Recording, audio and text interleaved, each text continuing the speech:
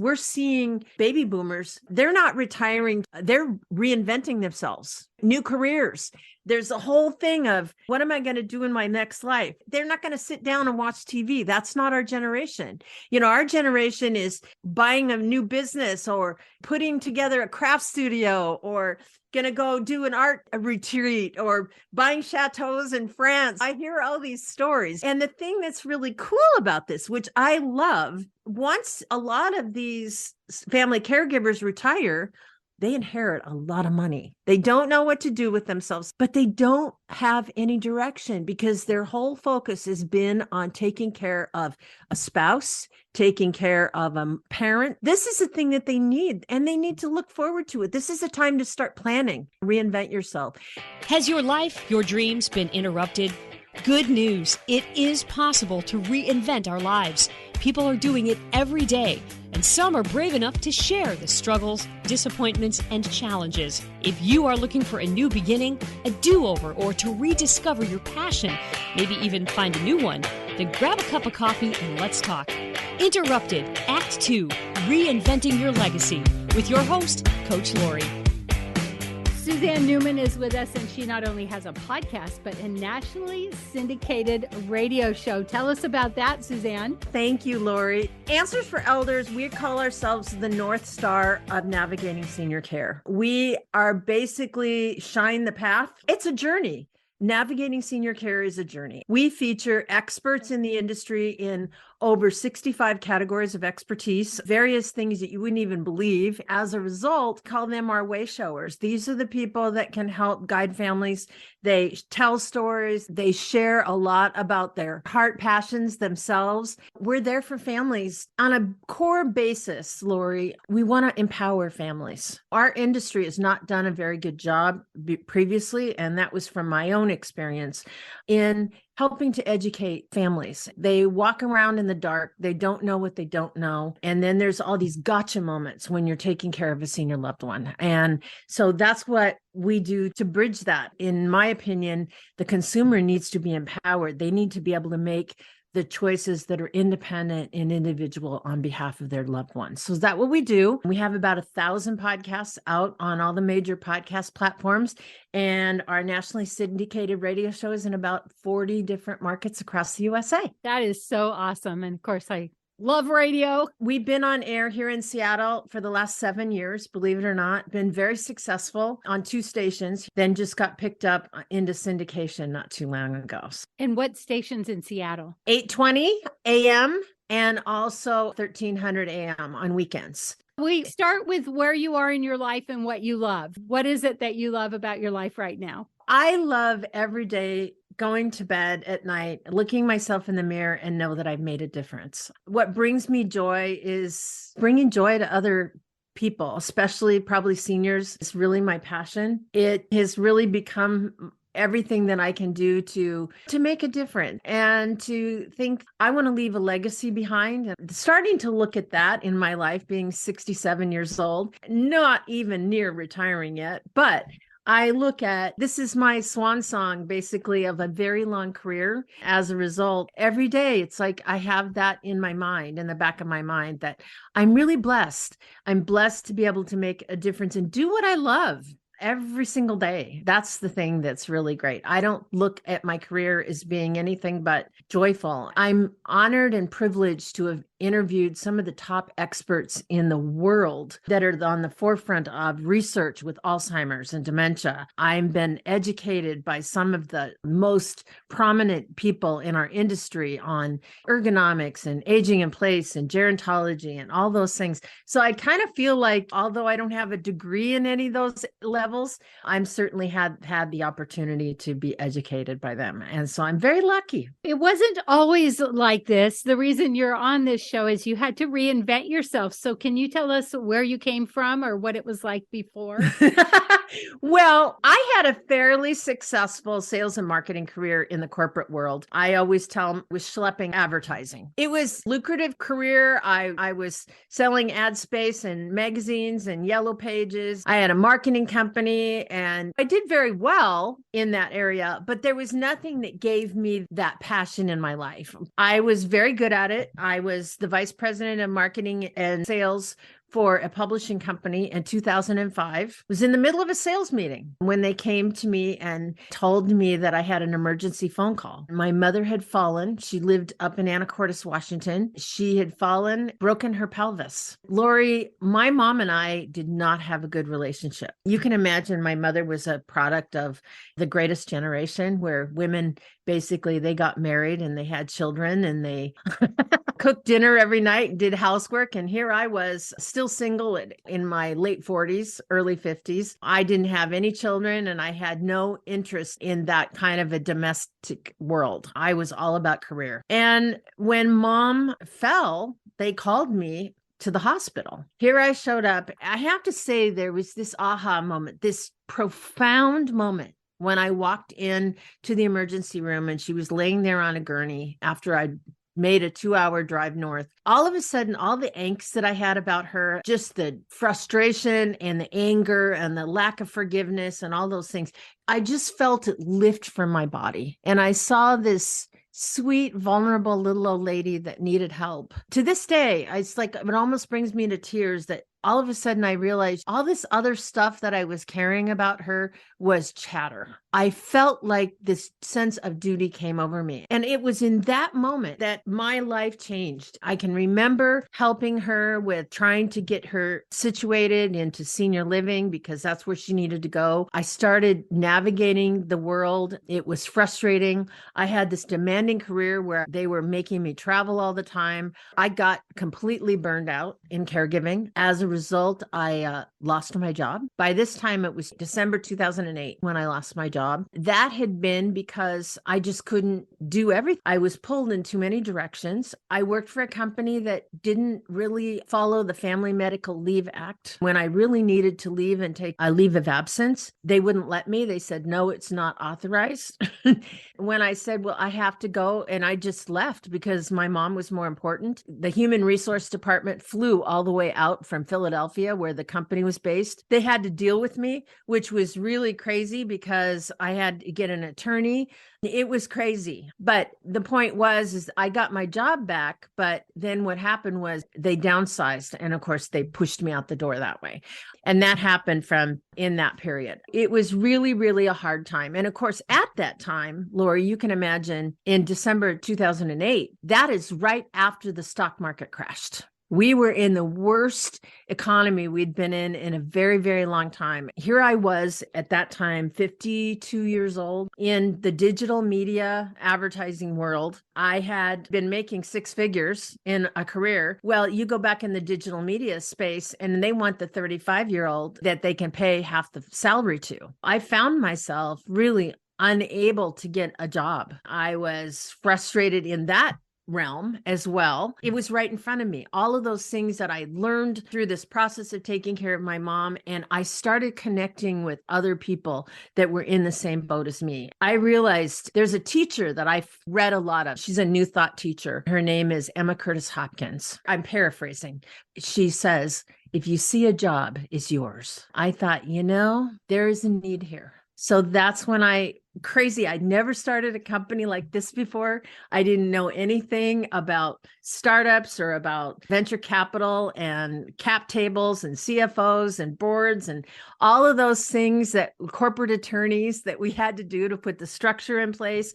Lo and behold, here I am 14 years later, still at the helm of Answers for Elders. It's probably the hardest thing I've ever done in my life. I never had more determination, but the main thing is I had this vision in my head. I did a lot of visualization. I kept envisioning the phoenix rising out of ashes. This was this vision, and I was not ever going to give up. Even in the hardest times, I just plowed my way. But that's just on the career side. But on the other side, my caregiving journey completely changed me as a person. I met my husband about a year before my mother passed away. She absolutely adored him. He helped me at the end of her life. I got married for the first time at age 55. There you go.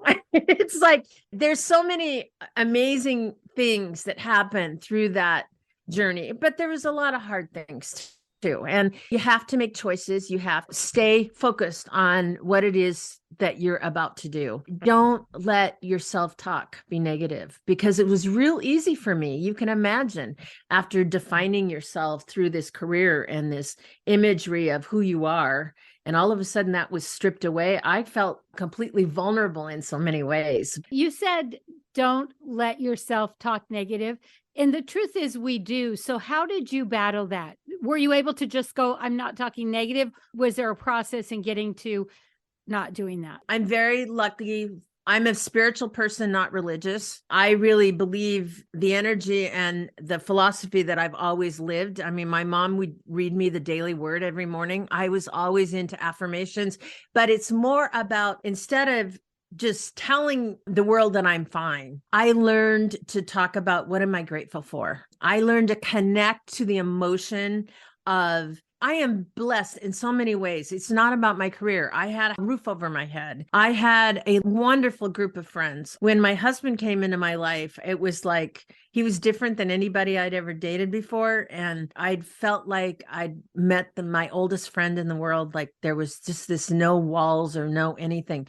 It's like, I think the thing is that I learned to be authentic and just get rid of the story. That's really, I think, what changed. What were some of the challenges in getting from there to here? I have no more contact with the rest of my family because of me being on the hot seat and having to make some unpopular decisions in behalf of my mother's care. The vultures really come out. There was a lot of things when I felt alone in the journey and I asked for help, I didn't get it. The resentment built up. So that was a really hard thing. I realized that just went sideways. And it's sad to a certain degree because I don't have blood family anymore. But I've accepted that. I have amazing friends and I have my husband and I have my own family. And I don't necessarily define myself over what other people think of me anymore. And I think that's what the lesson was. The other challenge definitely was being a woman at 52 to 55 years old,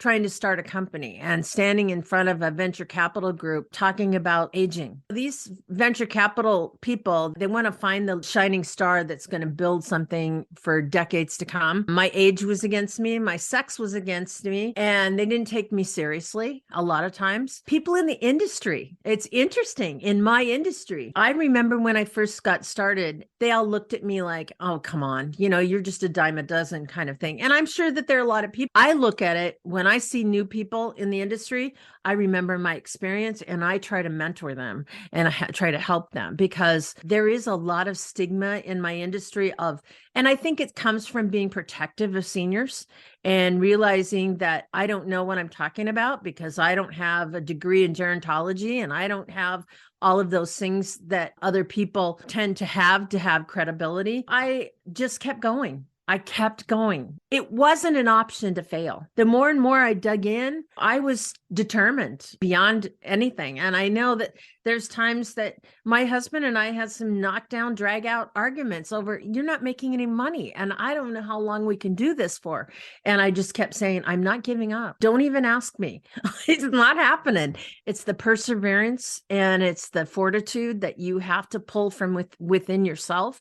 And it's the belief that you're making a difference every day and it's going to happen. It's amazing that it took so long, 14 years, but now the sky's the limit. It's what are you willing to go through? And the second thing is, I think it's really saying thank you to those who help you. And that's the thing that's amazing, because I went back to Mr. Corporate World, the big corporate world company, and the head of sales of my division. He was working for a venture capital company at the time and working with businesses, and I reconnected with him on LinkedIn. He started mentoring me just as a favor. He's the one that helped guide me to get me into the right spot to where I needed to be. I love that. Full circle, right? I love that you asked for help. You've said a couple times, I don't have the degree. And as a coach, I hear people say that all the time. Mm-hmm. And yet I see people doing things without a degree that are so incredible. Yeah. Tell me again what Emma said. Yeah, Emma Curtis Hopkins. It's paraphrasing. If you see a job, it's yours. In other words, if you see something that needs to be done, if you see something that needs to be done, it's like this, if it's the universe telling you, hey, this is your new inventive path. And it was like the Hindu and the Buddhism, they talk about your dharma, your purpose. I know what I did well. I'm a good presenter. I'm a good salesperson. And I know how to interview people, which is crazy because that's what you do when you're in sales, right? But I was in sales and marketing for so long. I just found this amazing, it was just like in front of me. And when I was approached to do the radio show 7 years ago, they called me up and I said, I'm this little startup. Well, we hear you on Cairo all the time because I used to do things on Cairo every once in a while in elder care. And I was just pulled in because I had a friend that had a show there. I was on several different types of programs. And then I did an interview briefly with Dave Ramsey, and he's on 1300. That was the connection. And they contacted me and said, would you be interested in doing a radio show?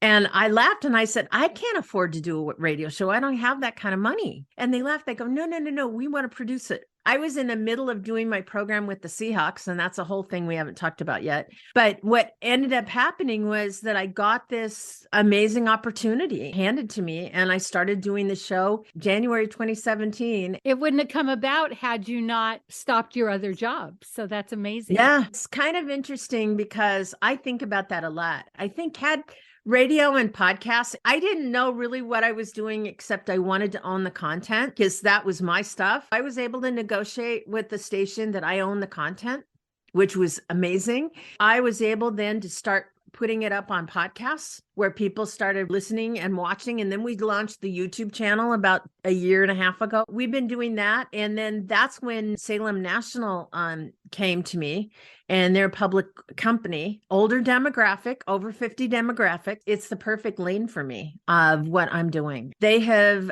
bankrolled my show now across the country. That's really exciting. And the thing that's really exciting is now we're getting phone calls from all over the US.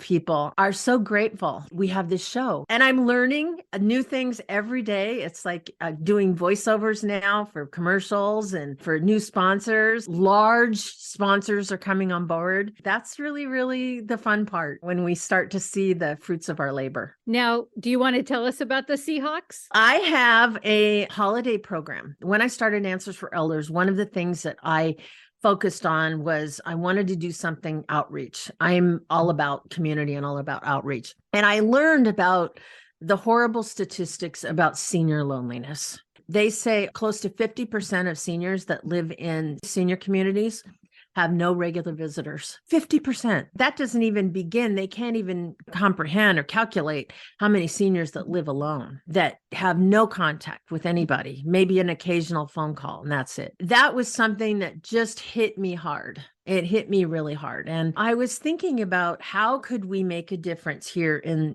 Greater Puget Sound to bring some joy and touch the hearts of seniors. I reached out to the Seahawks, and this is 10 years ago now. I put together a whole dossier of senior loneliness statistics. And really what I wanted to do is I wanted to have the holiday season have 12 days during December. Of course, the number 12 days of goodness for seniors. The Seahawks, they kind of almost laughed at me like, this is really aggressive. Like, I don't know how you're going to do this. And I met with Mike Flood, who's the senior vice president of the Seattle Seahawks. Mike and I sat there and he goes, Suzanne, I don't think you're going to get 12. I said, I don't want current players. I want the legends. I want the players that our seniors used to go watch in the Kingdom and in the early days. It was really cool because a lot of our legends still live here. We started the program. We had a little break for the pandemic, unfortunately, but we weren't able to do it 1 year. We team up with the Seahawks legends. We now feature Blitz, and we go to senior centers over lunch hour all across Greater Puget Sound for 12 days during the month of December. And we'll start December 8th will be the kickoff this next year. And we always do the finale with Steve Rabel. Ballard Senior Center and Steve Rabel, we give a special award out for an individual who has done outstanding service to seniors. The award is in honor of Nesby Glasgow, who passed away a couple years ago of stomach cancer. Nesby never missed a 12 Days of Goodness. Now we work with his kids, his grown-up kids, and we present the award in his honor. And we also bring therapy dogs there as well. I love that. And I love that you just said yes. You kept moving forward, even though so often people run into a wall and they go, it wasn't meant to be. And you just kept hitting the wall or trying new doors. I love that. What is it that you really want people to know? Coach Lori here. I am not anti-aging. I am all about aging gracefully. Did you know we stop making collagen at a certain age? And did you know powdered collagen has to go through your whole digestive system? So I am a big fan of Glow Liquid Collagen. It helps me age gracefully, inside and out. To order, check the link below. By the way, if you order 2 at the same time, free shipping. Or if you would like to be an affiliate, make a little extra cash, click the affiliate link. What is it that you really want people to know? There's 2 things. This is Emma. It's my philosophy. There is good for you and you ought to have it in your life. We are all beloved children of God. As a result, we are here to shine in the world. Doesn't mean that we're not met with adversity, but this is again, Emma, she would say, when adversity touches you, call out and give thanks, because it's not the adversity that is wished upon you, but it's the greatest opportunity for you to gain seeds of wisdom. I looked at these adverse situations as learning opportunities. And I learned a little bit more to be humble, to, like you said, ask for help, move forward, and also just get out of my own story. I can recognize if I'm starting to do a negative story on Suzanne. I've really learned that it doesn't serve anybody to take that and say, you know what? I know I'm not perfect. Nobody is. I have issues just like everybody else does. And I have the opportunity to still do good in this world. And I have the opportunity to do what I do well, find that channel, that lane where I'm supposed to be in. And there's nothing more validating when you start to see the little successes. And now it's really amazing because I know where I'm supposed to be. I feel this sense of calmness about it. It doesn't mean it wasn't met with challenges. I had naysayers, because let me tell you something. Howard Schultz, who wrote a book, was called Pour Your Heart Into It years ago. He would say, nobody ever accomplished anything by listening to naysayers. You have a vision, and you know what? The way they call it a vision is because nobody can see what you can see. And that's the piece. It's that piece of stepping forward, knowing and keeping that vision alive that takes you forward, and stay focused. That's the key. We get all kinds of opportunities to be pulled sideways. People will say, oh, and how many people tried to offer me a job? Like 1 million people. Oh, well, I'll hire you. You know, why don't you do some marketing work for me? Even though I could have used the money, I did some marketing projects on the side while I was doing this. Now I don't have to do that anymore. But the main thing is that I kept the main thing. And that's it. But doesn't mean that I don't do a lot of things. Like I started the therapy dogs and I had to pass that to my friend Marlena, and I have to focus on what's most important. I'm glad that we started what we did. And 12 Days of Goodness now is being overseen by a team of people. And I'm still involved in all of the sponsors. I'm diversifying myself now because I have to. One thing I really love is that you said all these people offered you a job. Rather than work for them and give up what you were doing, you did some freelance. So you worked for yourself. So you were still able to make money, but you held on to that dream. And I think that is so valuable, because I see, as a coach, I see people give up their dream because that day job comes in and they're like, they're just thinking, oh, this is a regular income. And then they let go of that thing, that passion. And it hurts my heart. When I work for Tony Robbins, that's majoring in minor things. When you're focused on how you're going to pay the bills rather than how you're going to design your life, that's the minor stuff. I always have had the belief, I'm proof of it, that the universe always takes care of us when we're doing what we're supposed to be doing. I had a good foundational base of contacts that in my industry, and I had a reputation. I was brand new in the senior care industry. I didn't have any contacts when I first started. And that's the key. It's like we all have to start somewhere. It's like the longest journey begins with a single step. Keep walking.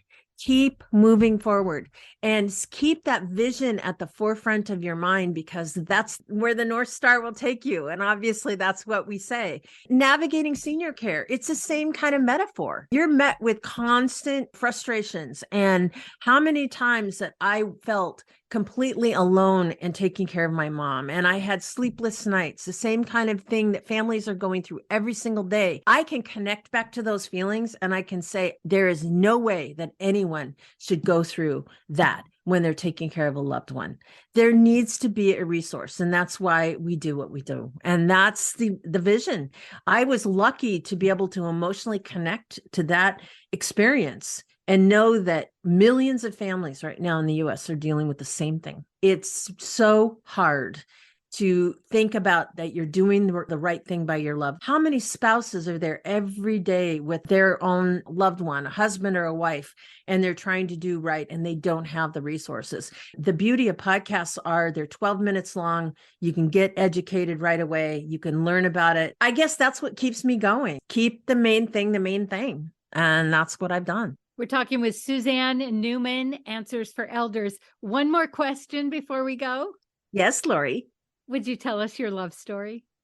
Oh, yes. I was in a bad space taking care of my mom. It was 4th of July weekend. I don't know if you remember, but Match.com used to run these commercials that said free communication weekend. You wouldn't have to pay. I was sitting there on a Friday night. It was 4th of July weekend. I was there with a girlfriend and we were drinking wine. I probably had a little bit too much wine that night, but I was complaining about my life, that I'm going to be an old maid and I don't see anybody and all I do is take care of my mom and woe is me, blah, blah, blah, blah, blah, right? This ad comes over. And of course, my friend at the time she's married. She goes, "That's it, Susie, that's it. You got to go in and we're going to make you a profile on Match.com. And I started laughing. I go, "I don't do those online things. I don't do these online things." And she says, no, let's just do it. You have nothing to lose. So I get up there. And of course, I'd had a few glasses of wine. So I probably was a little bit smart alecky. And I said something about I take care of my mom. And I was a little bit sarcastic, but I was shocked. The next morning, I woke up and there was like 50 emails in my inbox. But there was one VIP email. And I didn't even know what a VIP email is. A VIP email, now I know, is there you're allowed to send one a week. And it was from this wonderful man that said, "I took care of my grandmother till she died. I'm the oldest son of a Jewish family. And so it was my job to take care of my granny. And I did." He said, "I know how hard it is." And he goes, "I want to let you know I've stopped Match.com. I've just canceled, but I would love to meet you. And here's my number and my real email address." And believe it or not, his profile was still up. And I went, he's kind of cute. He's not totally my type, but you know what? I'll reach out. So I emailed him. This was really funny. He said, "I'm leaving for a trip and I'm going to be out of touch for a week." And I'm going like, out of touch for a week? You can't pick up a phone call. I didn't know what he was doing, right? Well, he goes up to Ross Lake where there's no coverage and they go on a kayak trip. Well, I didn't know that at the time. So on his way home, as he was coming home, he called me and we met like the next night when he came back. And we were together ever since. Lori, I will say, when I sat down across the table from him, it was like I was looking at an old friend. It was so different than any first date I had ever had. Just there was something in Keith's eyes and who he was. My husband's very introverted. He's very quiet. He's very introspective. It was that calming. It was that thing, but he's funny. I have to say that was the thing when the minister married us. She goes, "What's different about Keith?" And I go, "You know what? What I need in my life is he makes me laugh every day." And he does. And still to this day, he makes me laugh every day. We're going on 12 years now being married. That's my love story. He helped me take care of my mom. He is kind. He is reliable. He is his word. He has integrity. He never lies. He's the salt of the earth. I love that. Thank you. That warms my heart. Thank you, Lori. Well, it's kind of, he's endured the hardship with me. I have a lot to be grateful for him for that too. Suzanne Newman, Answers for Elders. AnswersForElders.com. You can also find us on your favorite podcast platform, on the Salem Podcast Network, as well as SeniorResource.com. So you can find us many places. Thank you, Lori. Have you heard if not now, when? If not you, then who? Are you being prompted to write a book? To create a podcast? Check out Leaving a Legacy at www.coachlaurie, that's Coach, LAURIE.com. And let's get started on your second act now. 3 things we learned from Suzanne. When adversity strikes, say thank you. There is good in the world, and we deserve to have it. And who knows, if you reinvent your life, maybe you will find the love of your life. If you love this podcast, here's a big ask. Will you share with your friends and family, subscribe, give us a review, and a 5-star rating so that others looking to reinvent their lives will be able to get the help they're looking for? Thank you in advance.